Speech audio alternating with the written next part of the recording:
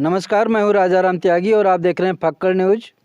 ये जनपद सुल्तानपुर के विकासखंड धनपतगंज का अतरसुमा कला ग्राम सभा है और आपको बता दें कि आज 1 जनवरी 2024 है और इस नए वर्ष पर मैं अपने सभी दर्शकों को बहुत बहुत शुभकामनाएं और बधाई देता हूं।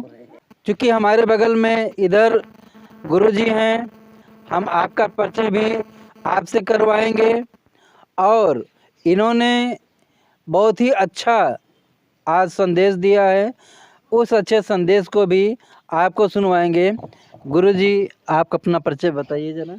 मैं ब्रजलाल कनौजिया बौद्धाचार्य हो गया हूँ, तो अब जाति न करके बौद्धाचार्य अपने को बौद्ध लिखता हूँ। मैं 1960 में हाई स्कूल किया और उसी समय से मैं अध्यापक हुआ। 42 साल नौकरी करने के बाद रिटायर हुआ। रिटायर होने के बाद जब मुझे पता लगा कि हमारे महापुरुषों की देन है, नहीं तो हमको कपड़ा धोना होता, तब मैंने ये बौद्धाचार की ट्रेनिंग लेकर के समाज में बुद्ध जी और बाबा जी के धम्म को चलाया हूँ। और मैं शादियाँ, कोई भी आपका संस्कार कराना हो तो मैं निःशुल्क करता हूँ।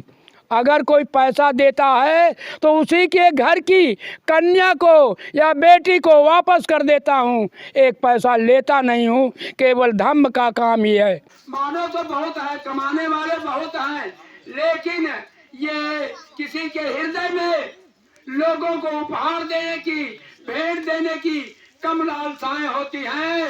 तो हम मास्टर साहब के इस जन्मदिन पर कोटि कोटि इनके माता पिता को नमन करते हैं कि आपने ऐसा पुत्र पैदा किया जो पुत्र आपका नाम साथ हमारे समाज का भी नाम रोशन हो रहा है।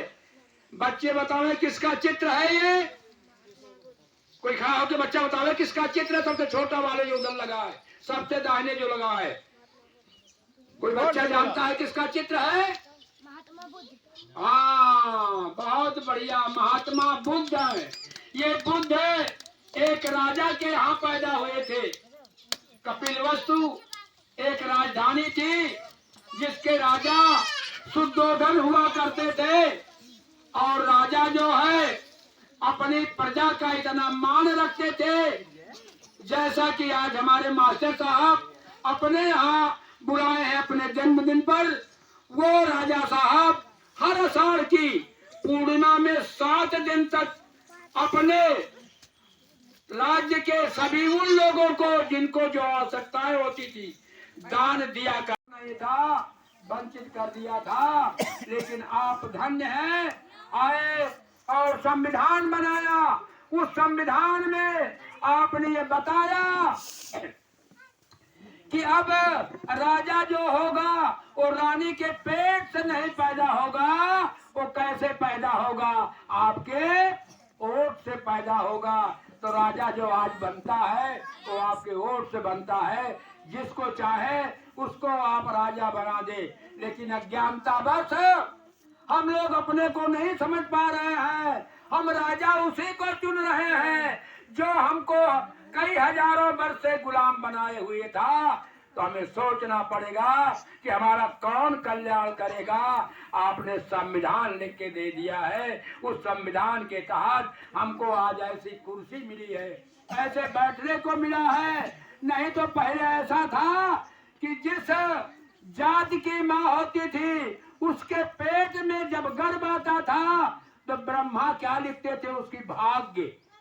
लेकिन हम लोगों के भाग्य को, हम धोबी के घर पैदा हुए तो कपड़ा धोना होगा, अगर कोरी के घर पैदा हुआ उसे हर जोतना होगा, मोती के घर पैदा हुआ तो उसे मरे हुए जानवर को हटाना हुआ, अगर वो अहीर के घर पैदा हुआ तो उसे दूध दही इकट्ठा करके पहुंचाना होगा, मौर्य के घर, मुरारी के घर हुआ तो उसे सब्जी पहुंचाना होगा। इस प्रकार से जाति लिखा, हम लोगों को नहीं लिखा तो तुम्हें भी कुछ भाग्य तुम्हारा बदले।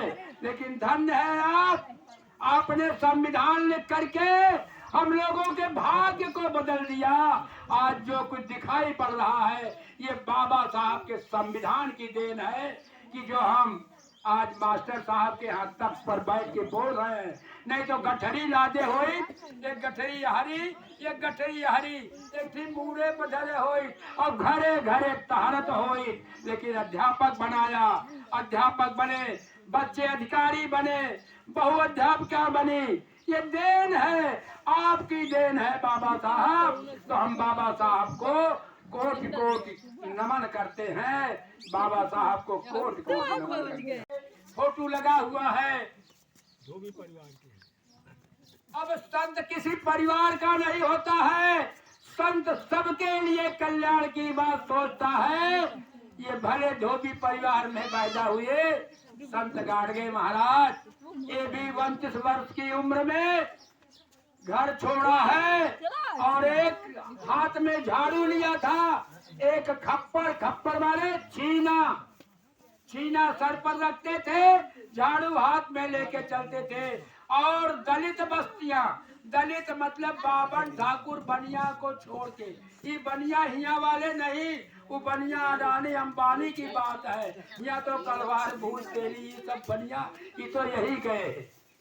उन बस्तियों में जाकर के झाड़ू लगाते थे, सबको बुलाते थे, अरे मूर्ख काहे को बने हो, तुम्हारे पास विद्या नहीं है तो विद्या सीखो, बच्चों को पढ़ाओ।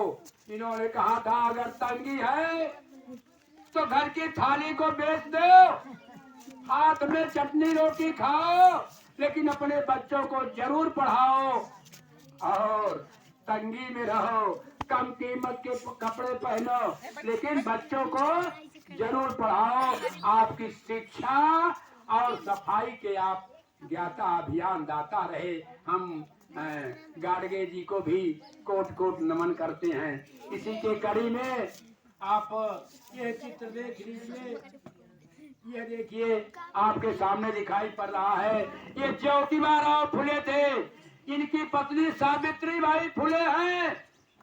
जब हम लोगों को पढ़ने का अधिकार नहीं था, मेरी बहनों को, जवान बेटियों को स्तन ढकने का अधिकार नहीं था, खुले होकर चलना पड़ता था, इन्हें अपना स्तन खोल करके, ऐसा रिवाज था।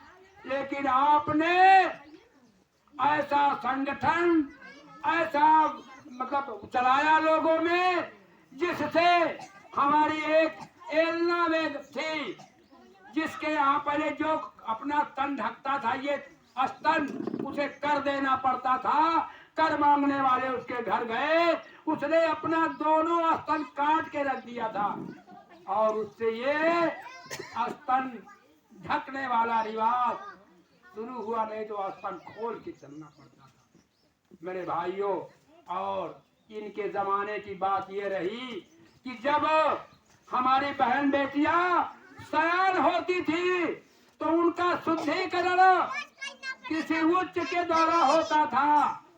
ऐसा ये हमारा विडम्बना था, जिसके लिए आपने बड़ा ही कठोर आडंबर फैलाया, लोगों को बताया और उस प्रथा को आपने समाप्त किया। मेरी बहन बेटियों को पढ़ने का अधिकार नहीं था, आपने अपनी पत्नी सावित्री बाई फुले को घर में पढ़ाया, पढ़ा करके सबसे पहले आपने स्कूल खोला, जिसमें स्त्रियों को पढ़ने के लिए, शूद्रों को पढ़ने के लिए, सबको पढ़ने का अधिकार दिया। तब इस कड़ी में हम ज्योतिबा राव, सावित्री बाई फुले, जिन्हें हम राष्ट्रपिता कहते हैं, हम आपको राष्ट्रमाता कहते हैं, इसलिए आपको भी हम लोग कोट कोट नमन करते हैं।